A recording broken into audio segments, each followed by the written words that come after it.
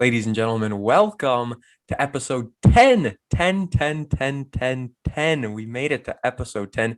Did our old podcast ever have 10 episodes in one season? I don't think we made it that far, did we? No, we did not. This is the first time we've made it to double digits. Let's go. This is big and it's a huge episode today. We got a lot of stuff to talk about right out of the gate. Just want to say no interview. That's going to be a bonus coming out most likely on Thursday, as we do with our bonus episodes. So our Bucks interview with the Bucks believer, that'll be out soon. We'll preview the I almost said NFL, NBA playoffs. Going to be a good time coming up. We'll make sure to get that done. My UFC recap is posted. UFC 262 is in the books. My boy Michael Chandler came up short, but what a main event it was. I talk all about it in that review. Just a short 20-minute little recap. Give it a listen. Please, I'm begging you to listen to my UFC recaps. Even if you don't watch the product, go ahead, give it a listen. But if we have new listeners, I'm Jordon Lawrenz here, and my co-host is the one and only Drew Skyberg. Drew, we've got a packed episode here today. Let's get right into it with a little follow-up from last week. First of all, our interview, Gary Maselli. I mean, what do you think? Good episode? People like it? I think it was a good episode. So far, we really haven't gotten the amount of listeners we thought we would have on the episode, but it's a great listen. If you have not listened to it, I highly recommend it. Even if you don't want to listen to the interview, you can skip around. We still talk about it. It's still the same show. We still do our weekly sports talk. There's still some good stuff in it. So I just recommend give it a listen. I think a lot of people were a little afraid when they saw it was 51 minutes and they were like, I don't want to listen to that. The interview itself is maybe 20 of that. It's really not that much. We just didn't go with the modified format. We kind of just changed it up and said, hey, we're going to get everything in. And that's what we did. So a little follow up from last week. Boy, oh boy, Target has announced it will temporarily stop selling trading cards of both the sports and Pokemon variety. And this all started because of something in Wisconsin. Last week, a Target in Wisconsin was locked down after a man was physically assaulted by four others over sports trading cards. I immediately thought of our interview last week. What perfect timing, right? This is terrible, Drew. Yeah, this is terrible because we all want our sports cards. And sometimes you just go to these places, you just go to look at the sports cards. And it's a shame now because like you said, we just talked about this last week about how they're selling at random times now, and you have to come at certain times, and now they're not even going to offer those certain times. So that's going to be quite the issue for many people. Yeah, I saw someone posted a picture of a sign at Target. It says, to ensure the safety of our guests and team members, effective May 14th, MLB, NFL, NBA, and Pokemon trading cards will no longer be sold in stores until further notice. So I don't know how long they're going to keep these away, but this is a problem right now. I mean, it's kind of funny, but it's like not a good funny because this is crazy and not in a good way. Also, subscribe to our YouTube channel, subscribe on Apple Podcast. Our Apple Podcast reviews are up to 18, I believe I saw this morning. And I think we have 16 YouTube subscribers. I just put the UFC recap up and I'm pretty sure I saw 16. So we're going up. Things are trending up. That is very, very good. Drew, you're not familiar with this because I just added it to the notes beforehand, but there's a new documentary series out. Do you guys get Vice TV? Do you know if you get that channel? No, we do not. You do not get it. Oh, there's this new documentary series called Dark Side of Football, right? And it is a football documentary series, and it looks like all dark stories and stuff that happened. Their first episode was about Chad Ochocinco, as a lot of people will know. So they took a dive in. They're our documentary series. They also have Dark Side of the Ring, which is wrestling ones, and that spawned this football one. And there's a few more series that are coming out soon. So I highly recommend. I thought it was a very good episode. Chad Johnson was himself during it, and it's just really funny to hear what he has to say. And they looked at his whole story, a lot of guests, a lot of good things. I was a big fan.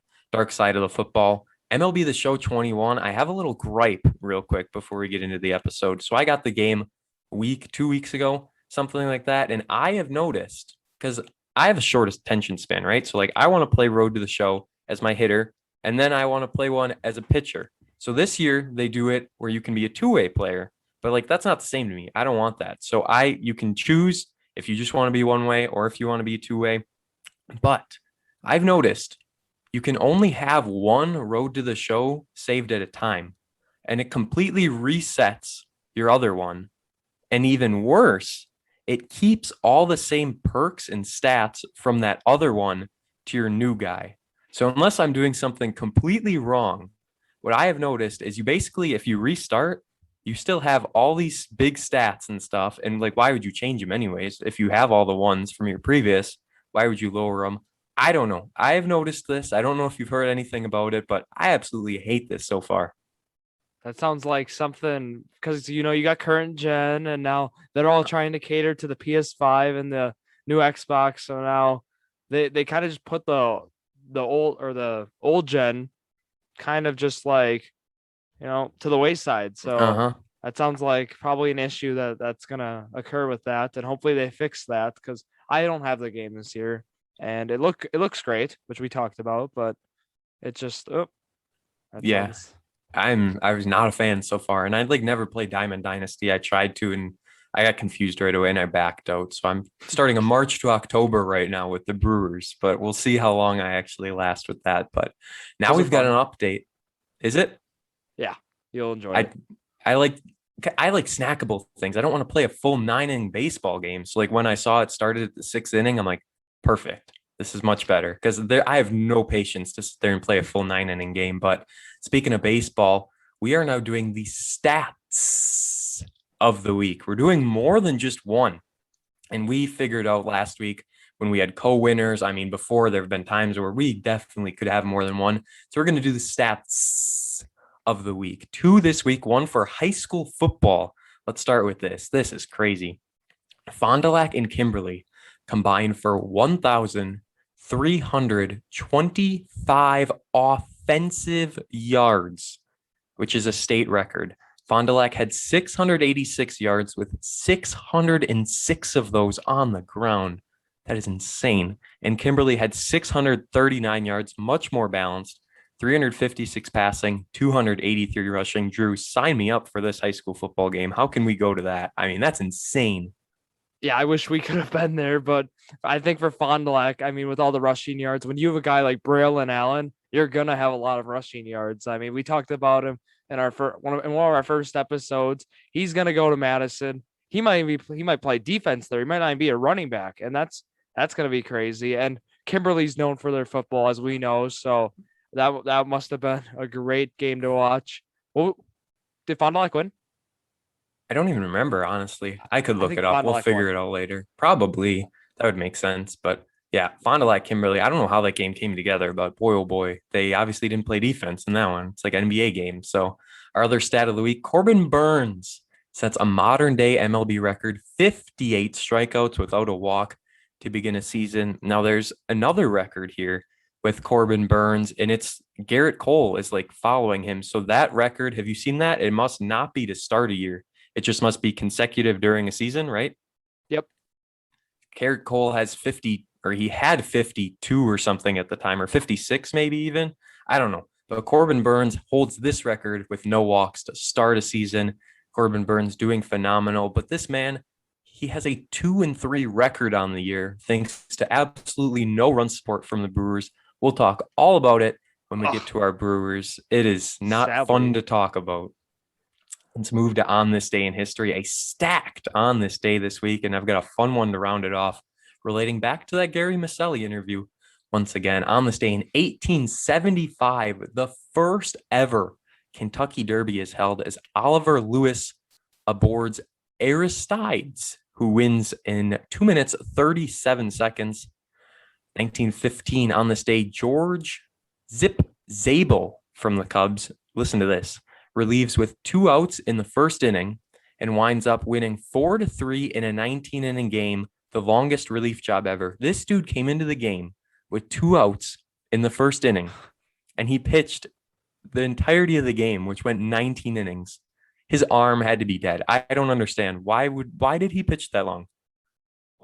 Back then is when everyone threw complete games. So I mean, there was a time where you would throw a complete game each start. So I don't know why you throw 18 and a third innings though, because that's more Yeah, than just no, the 9 inning start that we were talking about. That's that's nuts. 2 full games this dude pitched. Unbelievable. On this day, 1939, the first ever televised baseball game is broadcast on NBC, and it's college, Princeton and Columbia. Princeton wins 2-1. I found that very, very intriguing. On this day in 1953, the Yankees and Browns use a record 41 players in a game. The Browns, what were they for baseball? Do you know? Uh, I'm not sure. I think it was the Me St. Louis either. Browns, and then they went somewhere else. Could have been. I don't know. I thought it was football at first, and then I'm like, wait, no, that's Yankees. That's not football. So I was confused. We didn't do our research, but that's okay. We're not supposed to know everything anyways. On this day in 1969, Baltimore, Cleveland, and Pittsburgh go from the NFC to the AFC. So an interesting little three-team move there. On this day in 1979, get ready for it. The Phillies beat the Cubs 23-22 with 50 hits and 11 home runs. 50 hits in a baseball game, Drew. That sounds like a slow pitch softball game for like the bar league. And oh my goodness, that's ridiculous. That is insane. 23-22. Like, yeah, we go to Kenny's tournament and they get hit home run every other time. So on this day, just 1 year ago, 2020, Michael Jordan's autographed Air Nike ones. So the first ones from 1985 sell for $560,000 in an online auction. I just included that because of our Gary Maselli interview last week. I mean, that's big money, but I mean, you feel like 560 grand. I feel like it's a little on the low end for those, but what do I know, right? We're not sure. Let's move into our weekly sports talk segment. We're going to kick it off with our list here. So Forbes came out with the top 10 highest paid athletes. I'm going to go down from 10 to 1. And also on this list, it says how much they made on the field and how much they made off the field. So I'm going to include that because I find that very interesting. Kevin Durant, number 10 on the list, $75 million. 31 of that was made on the field. So the dude's making $44 million off the field. What a legend. Number 9, Tom Brady made $76 million with $45 million of that coming on the field. Number 8, Lewis Hamilton, a Formula One racer, makes $82 million with 70 of that coming, and I'm using air quotes here, on the field because there's, I mean, that's different. Formula One. Number 7, my boy, Roger Federer makes $90 million for tennis. And I'm confused because it says he made 90 million off the field and negative 0.03 on the field. I don't understand that at all. How did he lose money playing a sport? I don't understand. It says out of commission for much of the last year with a knee injury. Roger Federer made nearly all of his 90 million in earnings from sponsorships with brands like Rolex, Credit Suisse, and Uniqlo. The tennis legend's biggest payday yet may come from his stakes in the Swiss athletic apparel company On, which is reportedly eyeing an autumn 2021 IPO. I mean, I knew he was hurt, but you don't lose money by not playing. So I don't know. Maybe they took into account of him not earning money while playing or something like that. Potentially the money like he earned the year before, maybe. I don't know. That is very odd. Number 6 is the one and only Neymar for soccer, $95 million. 76 of that comes on the field. LeBron James is number 5, $96.5 million. Only $31.5 million of that is on the field. So, I mean, if you're LeBron, you're making $65 million. You don't even have to play the game. That is crazy. Moving on to number 4. This blew my mind. Number 4, Dak Prescott, $107.5 million with 97.5 of that on the field. And this dude only played like 3 games last year. Dak. You talk about an imposter on that list. He is the one. Every one of those guys is like well deserving, and like they have like the accolades, they have the records, and then there's Dak Prescott.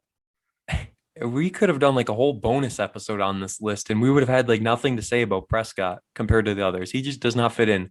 An outlier at its finest. Cristiano Ronaldo is number 3, $120 million he made with 70 of that on the field. And then Lionel Messi, number 2, $130 million. So 3 soccer or football players are on this list, which I find very intriguing, but soccer makes a lot of money internationally. 97 million Messi made out of his 130 on the field. And then number 1, Conor McGregor, the 32-year-old, made $100 million. 158 of that is off the field due to sponsorships. I mean, he's got his own whiskey brand and all of that stuff. He only made 22 million fighting. from obviously pay-per-view revenue, ticket sales, all that sort of thing. $180 million for that man. That is absolutely insane. Undoubtedly the biggest name in the sport. Let's move on. Let's move to hockey. I just watched the end of the Penguins Islanders game as I got it on the TV. Wild are playing right now, our Minnesota Wild, as we record, but no one joined our bracket challenge, but that's okay because I just want to beat Drew straight up anyways. So let's go into this. Let me tell you what I picked here. We're not going to go through every pick. I'm just going to give you my final four and champions. So out of the North Division, I took number 2, the Edmonton Oilers.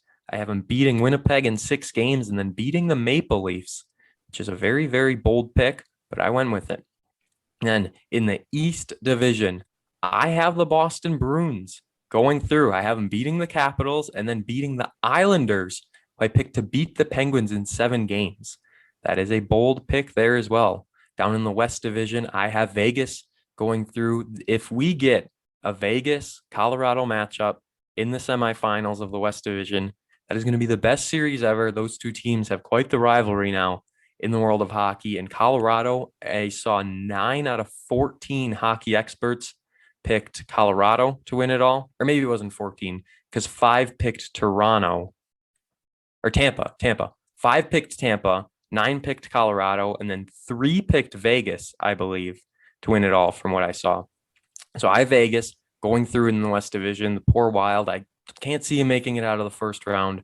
Vegas and Minnesota are my 2 favorite teams because the Golden Knights almost won the Stanley Cup in their inaugural season. I had no choice but to jump on that bandwagon and love them, but we're rooting for the Wild here. Then I've got Tampa Bay Lightning winning the Central Division. Tampa Bay, the defending Stanley Cup champs, and I have them going back to back. I have the Tampa Bay Lightning winning the Stanley Cup. That's right. The finals are going to be Vegas and Tampa, and I have Tampa winning it all, Drew. No. I got the Boston Bruins winning it all. I couldn't tell you who I'll have. I'm not a big hockey guy. I think I actually chose the Wild to win their first round, which Good. might be bold, but I did make some bold picks. I don't think I have any 1 seeds really going far. I might have one going to the Frozen Four or whatever they call it. What do they call it? That's in college, but sure. That's college. What do they call it for NHL? They don't really have a name. I mean, do the NBA playoffs have a name for the Final Four? No, I just figured that the hockey would. I don't know. Hockey's weird. If you say so. Just so you know, though, the Wild are 5-1-2 against the Golden Knights this year. The Wild have been hot against this Vegas team. Yeah, I'm hoping for the best. They have game 1 will be concluded by the time you're listening to this. Game 2 is tomorrow at 9 p.m. because it's in Vegas, so it's a nice late game. Game 3 is Thursday at 8:30 p.m. And then game 4, Saturday at 7 p.m. So we got nice late games there on Tuesday and Thursday, 7 p.m. prime time on Saturday. And then we'll figure out if games 5, 6, or 7 are needed. So let's move now from highest paid athletes to NHL to MLB, baby. Let's talk some baseball. And we've got a team that's potentially going to move. I thought this was out of left field, no pun intended. The A's might relocate. It obviously wouldn't happen for a few years, but I'm pretty sure I saw Vegas and Portland as front runners. I saw something about Portland. Am I wrong for that? No, you are right. So what's going on right now is they need a new stadium out in Oakland. It's called Rickey Henderson Field, maybe, or it's the Odaco Coliseum, and it is atrocious. It is the worst MLB stadium. It's been operating since the 60s. It's not good. It is outdated. That's awesome. Tradition, baby. Keep it up. It looks horrible. And every stadium ranking, number 30, it's going to be the Odaco Coliseum or Rickey Henderson Field. It's called both, I've seen. But I think that if they don't get this new stadium, if the city council doesn't help assist the ownership group in funding this new stadium, I think they're out of there. I think they're going to Vegas because that's the new trend. We got the Las Vegas Raiders. You talked about your Golden Knights, and I think they're the next team on board with that. I think Vegas would definitely be the front runner. It makes sense, right? Vegas is becoming a hot spot for all these things, and hey, good for them, right? They're pressuring, trying to get the new stadium, and it's not like a new stadium is cheap. I mean, who are we kidding? We're in 2021. That thing is going to be expensive. If Oakland doesn't want to pay for it, They're just not going to have a major league team anymore. That's all there is to it at this point. I think they might go to Vegas, but us saying that means it won't happen. So I guess we should just say they're going to stick in Oakland, right? Yeah. Okay, there we go. Deal. They're sticking in Oakland, but let's talk about a man who just retired out of nowhere. During the year, all of a sudden, Jordan Zimmermann decides to call it quits, hang up the boots, and he's done. Jordan Zimmermann retires as a Brewer, the longtime national who got drafted in the second round of 2007. In his career, 95 wins, 91 losses. So, I mean, you want to talk about a 500 guy. He's right there with it. 4.07 ERA, not bad at all, and 1,614 innings pitched. Over 1,200 strikeouts, Drew. Jordan Zimmermann, I know you said you had some stuff to say about him. So let's hear what you got about the Brewer who didn't do much at all. You nailed the stats. He's an Auburndale, Wisconsin native, as you mentioned. He graduated from UW Stevens Point, and then, like you said, he got drafted to the Nationals. He had a great career with the Nationals, and then he signed that big 5-year deal with the Tigers, I believe in 2015, 2016. And he was not the same. He was just his career he kept going down and down. And then the Brewers picked him up on a minor league deal. And he made his debut May 7th, and that was really it. Because then he came out of retirement actually to play in that game, pitch in that game. I don't know if you heard about that. Yeah, he retired all of a sudden and then just decided to come back and play and then retired again. Yeah, he was retired for like 3 hours or something. Then they called him up. So then he went out of retirement, he pitched, and then he retired again. So very interesting way to end his career there. But shout out Jordan Zimmermann, Wisconsin native, like we said. Great career. Yeah, and it's just good that he got to finish in Wisconsin is all. I mean, that's good for him. I looked 2016 is when he was with the Tigers, and I also Googled Fond du Lac did beat Kimberly in that game, 71-47. So that's just insane. But imagine only scoring 47 points when you put up over 600 yards. Like that seems a little low. So anything else there, or should we jump into our Brewer talk here? Let's talk some Brewers. Well, we don't want to, is what we should say, because this Brewers team has no offense. They were getting no hit on Saturday again. Jackie Bradley Jr. is making all these great defensive plays. Our pitchers are doing tremendous, and we have absolutely no runs to back them up. We lose 6-1 this past Tuesday. Then we won 4-1, which is nice to see. Then we lost 2-0. Then we lost 6-3, and then we lost 5-1. And today, on Sunday, as we're recording, I just see we're winning 5-0. So this team is incredibly inconsistent. I don't know where it's coming from, but the bigger news out of this is we have a very short week coming up. I'm going to briefly mention this, and then we'll go back. Monday and Thursday off days. It's a 2-game series against the Royals, and then a series against the Reds on Friday, Saturday, and Sunday. I like the 2 off days. I think it's going to fit very well, but Drew, the struggles with this offense continues, and we have no answer for it. No, we do not. And I'm going to touch on some of the numbers, especially that Cardinals series was so frustrating. You have a chance to, take the lead in the division against the division rival in the Cardinals. And then what the Brewers do, they hit 2 for 31 with runners in scoring position. 0.065 versus the Cardinals. And then I noticed it was low, but I didn't realize it was that bad. It was that bad. And then as a team, they're batting 211. So they're batting like below average for like as a team, which is disgusting. I believe they're like 27th in the majors in batting. So like the fire Andy Haynes movement, Andy Haynes, if you didn't know, is the hitting coach on Twitter, is ridiculous. There are just accounts that say fire Andy Haynes in their Instagram bio, or like it's their name, like their display name, fire Andy Haynes. And Brewers Twitter, they're angry. They want change. And I think they're going to get their change awfully soon if the offense continues to hit like this.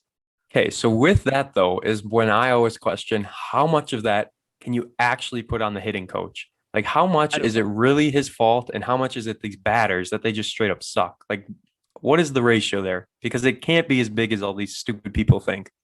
Yeah, I think certainly a hitting coach makes a difference, but like, I'm glad you mentioned that too. I don't think it certainly is the problem. I think your personnel, when you have guys who have history of having strikeout issues, like Keston here, I know he's not up. Travis Shaw, he's always been a guy who swings for the yard. Daniel Vogelback, he's a guy who just like that too. So when you have guys who are not like consistently hitting at the major league level, like consistent, you're gonna experience offensive slumps like this as a team, and that's exactly what the Brewers are going through right now. I think they'll get out of it. I hope they get out of it It's because still early. I it's mean, brutal. we're halfway through May at this point. It's still relatively early, I guess. Get it out now, right? Let's get this all out of the way. And I saw it Thursday when I was watching the game on YouTube. I hate the YouTube broadcast, by the way, but at least I get to watch them. The JBJ, I think it said he was 2 for 30, and that was on Thursday. And we know he's not a hitter, but you can't build a team around starting pitching and defense if you don't have any run support. It is a crime that Brandon Woodruff and Corbin Burns have the records that they do. And Adrian Hauser is his own run sport because the dude just hits bombs. So, I mean, there's nothing left to say about this Brewers team besides they can't hit and they're moving guys down, right? Yelich had a rehab assignment in AAA for Nashville. He played 2 games and he didn't get a single hit. He walked twice and he struck out twice. So that's not the end of the world, I guess, because it's AAA. So whatever. Keston Hiura, he's been doing okay. 13 at bats, 4 hits, all of which are doubles, which I don't think is good at all because you can't just be all power. You got to have a little contact in you. He walked once and struck out 5 times. So, I mean, 5 out of 13 strikeouts in AAA, still pretty high for Keston Hiura, which is not, I don't think either of these players are doing well in AAA like they should be. Yeah, I'm really hoping they turn it around. But that Nashville lineup literally looks like a major league lineup. Like Daniel Robertson's on it, D Strange Gordon's on it. Like guys who are proven major league, who have proved themselves in the major leagues as backups or like as everyday players are on that team right now, and it's actually quite interesting to see, to say the least. So Yeah, that's a good thing. it's almost not even a minor league team. I saw someone say that like this group, if they had like the correct lineup, they could beat like the Pirates or something. And honestly, I believe it. Oh yeah, and for sure. And then another thing that's a good news for the Brewers at American Family Field, we got full capacity starting on June 25th. That's exciting. And About a then month away. Not too that's not too long because it's 50% for the remainder of the month, right? yep, on Saturday that was the big deal. So that happened, and then last week the sausage race is back in the stadium. So how they used to do that, they used to have it on the jumbotron. You'd watch it on, and they'd be doing it like outside, and it was like either pre-recorded or they're doing it like live from outside. So fans didn't like that, and now we actually get to experience an in-person one. So that'll be interesting. And another thing, Jordan, did you see some of the promotions that are starting? I did not. So I'm gonna read some off to you, and I want to know what you Please do. think. I always love looking at minor league ones, especially when like the Timber Rattlers have like a Lorenzo Kane bobblehead. The Rattlers on, I think it was yesterday actually had a Corbin Burns t-shirt. Maybe it's next week. I'm not sure, but I know that there's good giveaways for these teams.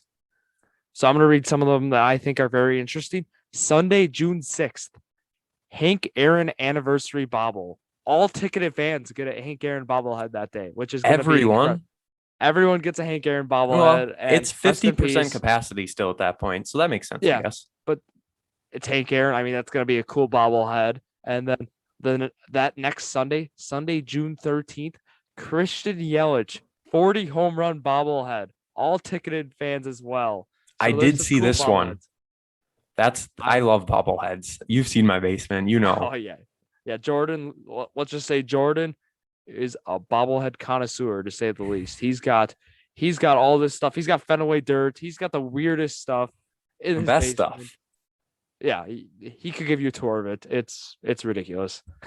We'll do a little bonus for YouTube. And then another one, I'm gonna backtrack a little bit. They got some theme nights. They got Peanuts theme night with a Brewers Woodstock bobblehead, but that's a special ticket package. And then Saturday, June 12th, they also have a Hawaiian shirt theme night. So you get a Brewers Oh, Hawaiian shirt. But that's a that special sounds theme beautiful. package as Like a well. button up. Uh, I think it's a polo. It looks like a Brewers polo. Oh, I don't know okay. if there's a button on it though, but it looks kind of cool. So Yeah, if that you're sounds good. 50%, so I mean, if people want to get tickets, I recommend it. I was actually just at a game last week. Very fun. They actually won the game. It was Wow. game 2 against the Cardinals, so that was fun. Big dub. It's always good to go when the Brewers win games, and hopefully that trend moves back up. So let's talk. Well, no, let's actually do our predictions, and then we'll talk a little minor league. Talked about Yelich here already, but I got a little more stuff. First, let's do our Brewer predictions for the week. As I said, they've got series against the Royals, just 2 games. I hate 2 game series. There's no point. I mean, we'll probably lose 2-0, so it doesn't really matter anyways. But then a 3 game series against the Reds. I am now ahead 3-1 in the Brewers standings. I've won the past 3 weeks after dropping the first, but I will be a nice person and I will let Drew pick his prediction first. Okay, so I got 5 games, and look, the offense has to snap out of it. Yelich is gonna be back for sure this week. I'm saying 3-2. I always pick them go over 500. They just don't do it for me. They're gonna do it this week. And now it's the question of me. Do I stick with the 2-3, which like has been solid for the past few weeks, or do I go bold and say 4-1? I don't think I can pull myself to do it. Not until they prove themselves. So I'll go 2-3. So anything over 3-2 is a Drew win. Anything under 2-3 is a me win. I really hope they can go 4-1. I mean, that would require them to basically sweep the Reds and win 1 game against the Royals. It's possible. This team played their best when they didn't have Kane, Yelich, or Wong. So I mean, we relying on Tyrone Taylor, Billy McKinney. We can talk about these boys all day, but they're not showing up anymore. So we're just gonna hope that they do better than 3-2. But if not, I will gladly take a 4-1 lead in this Brewers series. As for the Brewers minor league teams, Drew, did you see the Biloxi Shuckers had a combined no-no on Saturday night? I did see that. I heard Bob Euchre talking about it and Jeff Levering today or on Sunday, actually. And that was quite the outing. I catch the names of the guys, but it was I got some them. big news. All right, let's hear it. Ethan Small, Zach Venaro, Nathan Kirby, and Matt Hardy combined no-hit the Mississippi Braves in a 1-0 Biloxi Shuckers win. Can you imagine no hitting and only winning 1-0? Like, imagine that game goes extra innings and they would have lost their no-hitter in the 10th. They had 3,800 people for the Biloxi Shuckers game, so that's good. And it was the first 9-inning no-hitter in the history of the Shuckers franchise and the second overall no-no. So, I mean, hey, good stuff there for this team. They're doing pretty poorly, though, to say the least. They're 4-7 on the year. Timber Rattlers are 5-6. Do we have an update on Garrett Mitchell at all? Do we know anything more about him? I didn't really look into it. I don't think we do. No, he's still No. out. Yeah, and then the Sounds are 6-4, so not bad. Sounds over 500, everyone else under 500. I think that wraps up all our Brewers stuff. Anything else? You want to talk some football? Let's talk football. As we said, this is a loaded episode. We've got basically all the sports covered. We covered hockey, we covered baseball. Maybe we'll briefly mention NBA, but we've got some high school coming later. We're going to start with football here. The Green Bay Packers schedule is out. But before we get there, I wanted to say Tim Tebow might be returning to the league as a tight end for the Jacksonville Jaguars. I'm sure you've seen this, Drew. It's basically all over the place. He's not officially signed yet, though, but I know there was a lot of concerns about him being a tight end. I think it would be amazing. And he would sign like a 1-year deal anyway, right? So what's the risk if he does? Yeah, I think so. And I just think of his career in baseball, like what a mess that was. And it's kind of a shame he went that route. It really just wasted years of his career, because when he could have been making this transition to a tight end, but now he spent it trying to hit a baseball, which, as we saw, he was not good at the minor league level. You got to give him credit for trying. At least he tried to pull Michael Jordan in a way, even though it wouldn't have even been remotely similar. But still, you got to give him credit. He went out there and tried, and it's not like he did it for 1 year and quit. He was out there for a while, and he's been an analyst. He's done it all, Tim Tebow. So I really hope to see him as a tight end. I know a lot of people were concerned because tight ends are blockers, right? And Tim Tebow, he's tall, but he's not like the biggest guy to block. They were saying how defensive ends would run right through him, and they might be right. They might not be. I don't know. It's not like he's going to play every single snap as a tight end anyway, so we're just going to have to see. But the Packers, boy, oh boy, they signed Blake Bortles and Kurt Benkert. The Packers signed 2 quarterbacks. They went from having just Jordan Love to signing 2 more. And I have to say, this concerns me a little bit. Yeah, I'm with you. I think that if with this signing, we don't know the fate of Aaron Rodgers, and that's always been a question, but this kind of solidifies that, hey, they're ready in case if he's leaving, they got people who will step in and take his job, because I'm assuming this means that Jordan Love probably will not be ready for next season is what this means, which is kind of a bummer because you trade up for Jordan Love, and then you don't even start him when Rodgers is gone, if he's gone. Yeah, I think the whole thing's confusing because like we get Blake Bortles, who you would have to assume is going to start over Jordan Love, and then we get Kurt, who's obviously going to be the third string. I don't know. I don't know. I still don't know if they don't have enough faith in Jordan Love or they just don't think he's ready fitting into the system. I mean, he had a whole year with Rodgers last year. It's it's concerning to say the least. So let's take a look at their schedule now. They start on the road September 12th. Also, I noticed they have a lot of 325 games, which I hate. I like noon games. They have a lot of 325ers. They're starting September 12th, Saints on the road at 325. Then they host the Lions Monday night, September 20th. Then that week after, they travel to San Francisco to play the 49ers. That is a Sunday night game, 7:20. They host the Steelers on October 3rd, 325. Then they travel to play my boy Joe Burrow. They're at the Bengals on Sunday for a noon game on the 10th. On the 17th, they play the Chicago Bears on the road. Weird one here. On October 24th, they host the Washington football team, which is interesting. And then they play Thursday night against the Cardinals. That'll be a fun Thursday night game on the road. November 7th, the big game on the road, Packers versus Chiefs. That's a little birthday present for me, a little early one. Can't wait for that. Then the next week, they host Seattle, the Seahawks, Russell Wilson. That'll be a big matchup. And the week after, travel on the road for the Vikings. Then they get 2 home games in a row, hosting the Rams and the Bears. Their bye week isn't until that because they play November 28th and then December 12th. They have a late bye week this year because there's not 2 bye weeks, right? They added a game, but it's still 1 bye week. 1 bye week, yep. And then on the road on the 19th of December, a noon game at Baltimore for the Ravens. I cannot wait. Christmas Day, the Green Bay Packers are hosting my boy Baker Mayfield and the Cleveland Browns. That is going to be epic. Christmas Day football in Green Bay. I can't wait. On Sunday, January 2nd, Sunday night game as the Packers host the Vikings. And then finally, on the road for the last week as they play the Lions. I mean, a lot of things standing out here. They play the Browns on Christmas, which I love. They play Joe Burrow, a random game against the Washington football team. They started off the year hot with the Saints. They play the Chiefs. They play Mahomes and Russell Wilson in back-to-back weeks. This schedule is kind of all over the place, but there's some tough matchups on the year, especially if we don't have Aaron Rodgers. Yeah, I agree. I think that Christmas game is going to be the best game. The Thursday night against the Cardinals is going to be good too. Those two are the two I'm looking forward to. And I'm just talking about football. I just get really excited because fantasy football is going to be back. We love fantasy football. We're going to do a podcast fantasy football too. We're going to have a league for the podcast. Yeah, so that's going to be fun. And I'm really looking forward to it.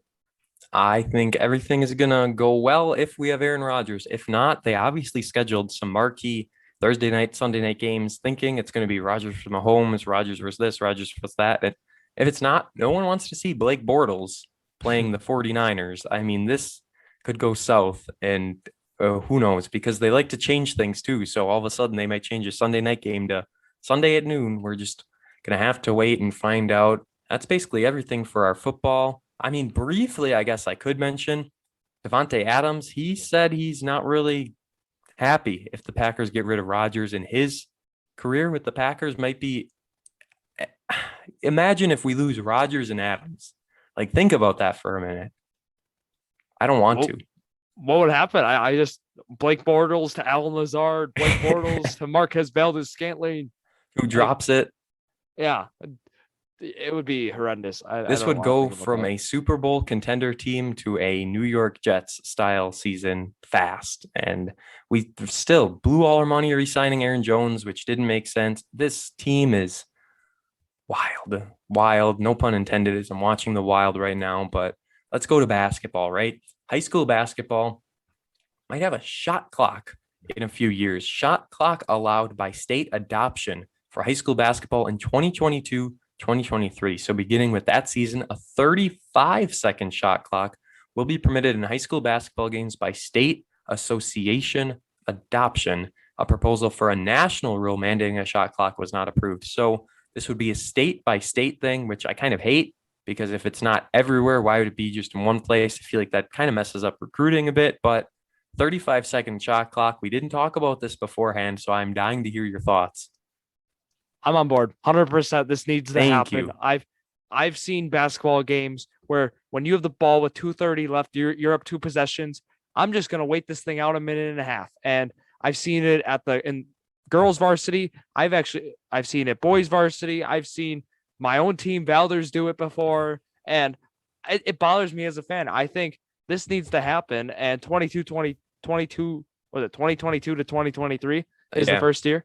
I hope that happens soon. I know the main concern though about this is because you said it's going to be state is going to be enforced. If the WIAA were to enforce this, the main issue is going to be the cost of installation of these said shock blocks to each school, because some schools are going to be like, I don't want to pay for this, and then there's going to be disagreements over who has to pay for what. And I hope that doesn't happen because we need this.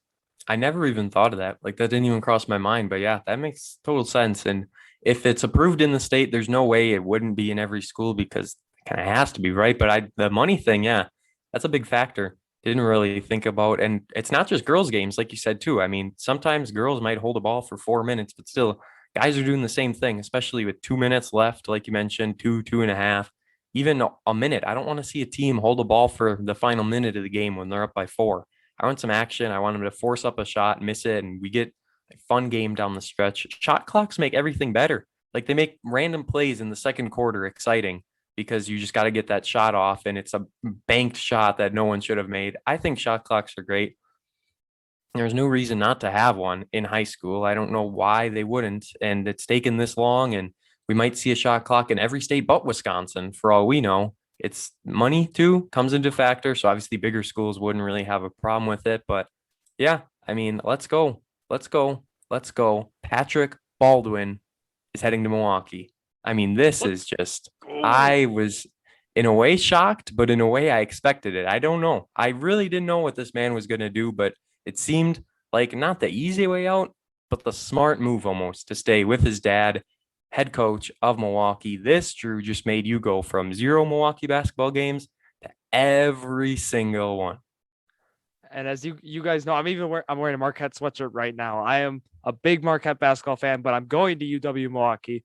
But I'm certainly going to go to their games now, because when you get the highest rated recruit to ever go to the Horizon League and the number 4 recruit in the class of 2021, you got to go to games. And I plan to go to a few while I was at UWM, but when they get Patrick Baldwin Jr., you got to go to every single home one I plan to be at now. I hope that's how it works.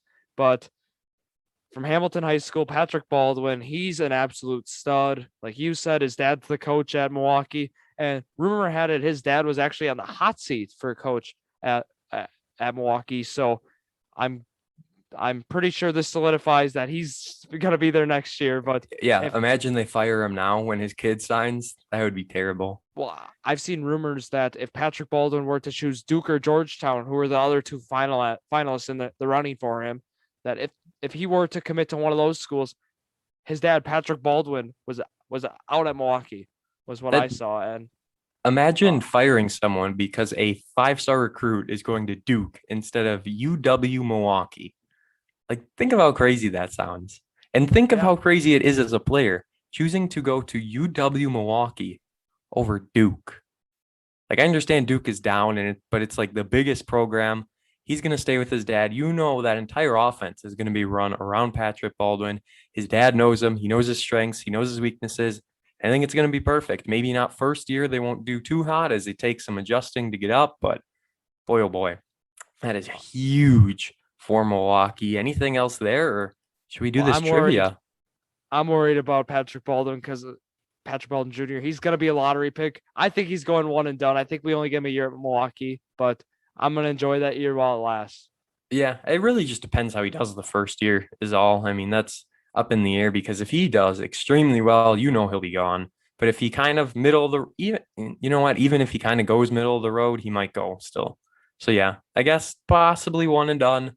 Most likely one and done. We'll have to see. It's going to be a fun year of college basketball next year.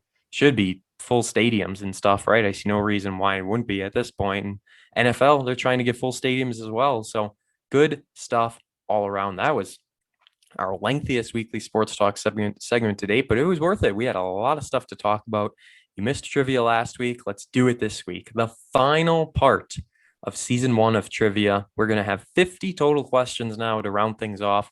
Right now, 26 of 45, Drew Skyberg. That is how you were doing in trivia. Let's go 5-0 right now. This is grab bag. Okay. So all of the questions are about years. It could be years of this, years of that. I mean, it's all random stuff, right? But I give you 3 options for every single one. So it kind of helps out a bit. Question 1. When did the Bucks win the NBA championship? 1971, 1974, or 2000? 1971. That is indeed a correct answer. It's been a while since those Bucks have done well. And now our next question, we're going to stay in Milwaukee. What year did the Milwaukee Brewers debut? 1955, 1964, or 1969? 1969.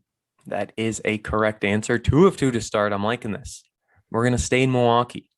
When was Marquette's first basketball season? Is it 1948, 1933, or 1916? 1916. That is correct. 3 of 3 to get things going. It's been a while since you started out 3 of 3. We're moving from Milwaukee to Green Bay now, all right? When was Lambeau Field built? Was it 1957, 1950, or 1938? 1950. No, sir. 38. It was 38 then. No, it wasn't. It was 57. Yeah, it was old. indeed. Yeah, 1957. I thought it was older than what it is, but oh well. Oh well. You're 3 of 4 to start. Now this last one, it's not Wisconsin related. It's just MLB in general. What year was the number 42 retired in Major League Baseball? We talking 1985, 1993, or 1997? 1997. That is right. 4 of 5. That is a Okay. good way to round things off. And it's actually perfect. You're 30 of 50 in trivia. That's a nice, easy number that I can convert to 60% overall in trivia season 1. So, I mean, trivia season 1 was stacked. We had the EWC trivia with Robert Shimmick. We had March Madness on that episode. We did the NFL draft trivia as a bonus. Now we did grab bag, college mascots level 1, 2, and 3, all-time NBA statistics, NFL MVP winners, and Green Bay Packers 2020-21 season. That was a wild, wild thing of trivia. 30 of 50, not awful, right? I mean, mascots, like we said, really, really brought that down. You want to go over season 2 again, see what we got? Yeah. Coming up for season 2, a little refresher for all of you who aren't fully aware of what we said season 2 is going to be. Maybe you forgot, but how could you forget the first category? Sports balls. That is going to be fantastic.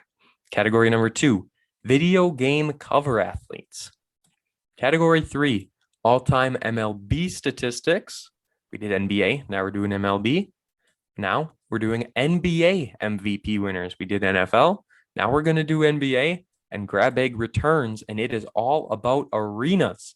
So I kind of asked about a few, but we've got more stuff coming up in that grab bag arenas, one of which I should change because it's about Lambeau Field and it's pretty similar. So I might have to change one of those, but we're going to figure it all out then. I mean, so hyped. Trivia, best part of the show, maybe. Some say it is, some say it isn't. I don't know. Either way, we always love to end our show on a fun note. Anything else? Are we wrapping this thing up? That's all. Make sure to listen to Jordan's UFC 262 recap. It's an excellent episode. And then also keep a lookout on for our Thursday bonus episode with the Bucks believer himself. That'll be a great show. All right, that's all I got. Should be fantastic. June 2nd, don't forget, Summer Sports Spectacular 2005 football championship. It was, right? Yep. And that is coming soon. June 2nd, just weeks away at this point. We will release a full schedule coming up. We did the wheel right after, so we know all 10 episodes, what they're going to be. And we think the plan is those are going to be on Wednesday. But like we said, we will give all those details coming up. I mean, that's a mere 2 weeks away, 2.5 weeks away at this point. The first ever Summer Sports Spectacular. I am excited. I am ready to go. You can follow Drew Skyberg on Snapchat, Twitter, Instagram, Pinterest, MySpace, Your Space. Follow him on everything possible. Just do it. Please do it. And follow me on Twitter, JordanLaw_PXP. Thank you all for listening to episode 10 of Jordan and Drew, the Sports Crew, the perfect podcast for you.